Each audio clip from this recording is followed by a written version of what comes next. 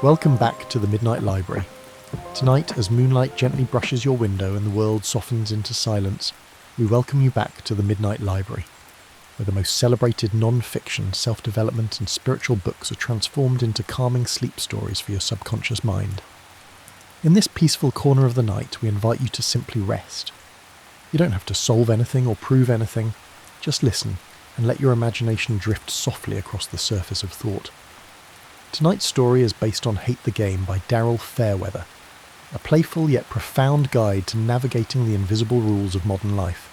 It explores how decisions in love, work, and even friendship are shaped not only by personal desire, but also by the structure of the world around us. With clarity and compassion, the book offers a gentle guide to making better choices, not by fighting the game, but by understanding how it works. But before we begin, we'd love to know, where are you listening from tonight? A quiet bedroom in Johannesburg? A cab ride through Tokyo? A coffee shop in Seattle? Wherever you are, you're part of a growing, gentle Midnight Library community. Feel free to share. It's always comforting to hear where our listeners are tuning in from. Now, close your eyes, settle into your pillow, and let's drift into tonight's chapters together. Chapter 1. Life as a Game Board. From the moment we wake up to the moment we close our eyes, we are playing games. Not silly games or manipulative ones, but life strategic games. The game of choosing where to live, the game of finding love, the game of moving up in your career or deciding whether to stay still. All of these are shaped by invisible frameworks, incentive systems that determine what feels easy, what feels hard, and what feels worth pursuing. In Hate the Game, Daryl Fairweather, a behavioural economist and housing expert, gently pulls back the curtain on these systems. Using game theory, she reveals that many of the most personal decisions we make are actually responses to larger forces. We aren't failing or stuck because we're broken. We're simply responding to a game board we didn't create.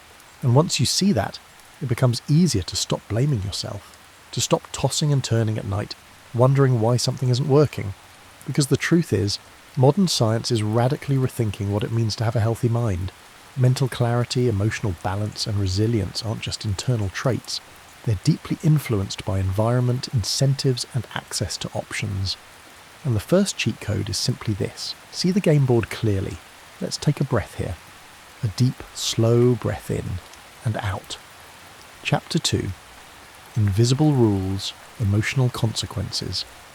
In a win-lose economy, the smallest decisions can feel high stakes. Where to live, who to date, whether to take a job that pays more but leaves you drained.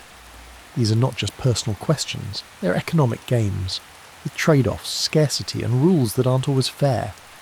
For instance, when people move to cities with opportunity, housing prices often rise, making it harder for others to follow. When a dating app shows endless options, it can actually reduce satisfaction, not increase it. More choices don't always mean better results, and that feeling of fatigue, that quiet stress or decision paralysis, it's not you, it's the structure of the game. Game theory tells us we're not just reacting emotionally, we're reacting rationally to the incentives we're given. If you've ever felt disoriented or overwhelmed, unable to make the right choice, you're not alone, you're human, and the system wasn't designed for ease. This awareness isn't cynical, it's freeing.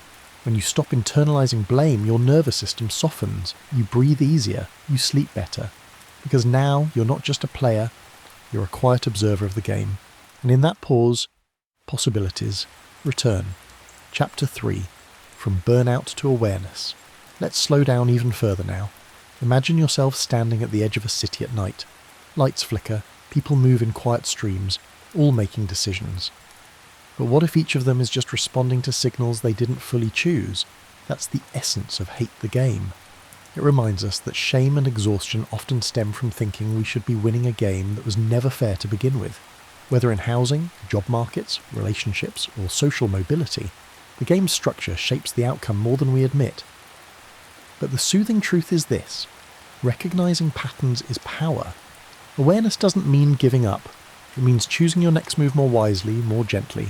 It means learning when to say no, when to opt out, and when to rest. And rest is powerful. It interrupts the loop of hyperproductivity. It lets your mind soften and your heart recalibrate.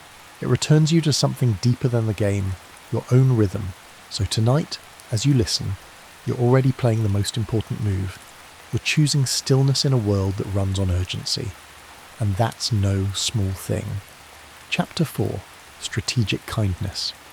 The game doesn't have to be cold or ruthless. In fact, Fairweather shows that kindness can be a strategy too.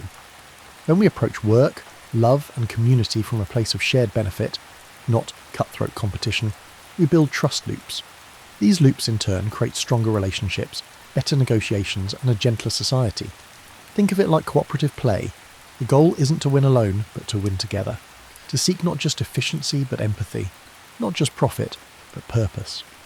This shift begins with small choices, slowing down, asking better questions, knowing when to exit a zero-sum exchange, and making peace with the fact that no single decision defines your worth.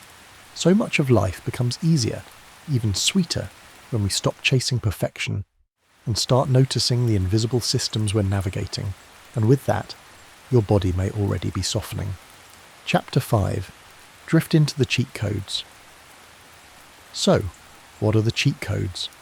According to Fairweather, the real cheat codes aren't flashy tactics or shortcuts, they're principles. Know the structure before you play, understand your incentives, and theirs. Don't internalise the outcomes of a rigged game. Rest when the system rewards only endless motion. Exit loops that drain your spirit. And most importantly, rewrite the game when you can. These are not only economic truths, they're spiritual ones too. They bring peace of mind and peace of heart. And here in the stillness of the night, these truths can begin to settle into your subconscious. Your breath has slowed, your body feels heavy with calm, and maybe now you're ready to let go of the game, if only for tonight. Final thoughts. At the Midnight Library, we transform the world's most celebrated non-fiction, personal growth and spiritual books into sleep stories, because we believe your subconscious deserves wisdom too. Tonight, we explored Hate the Game by Daryl Fairweather, a gentle reminder that your choices are shaped not just by willpower, but by structure, and when you see the rules, you can rest from the pressure to always win. Thank you for being here tonight, and please let us know where you're listening from. It warms our hearts to imagine this shared moment across cities, continents, and quiet bedrooms. You're part of a thoughtful, sleeping world, and you are not alone. Until next time, good night and sweet dreams.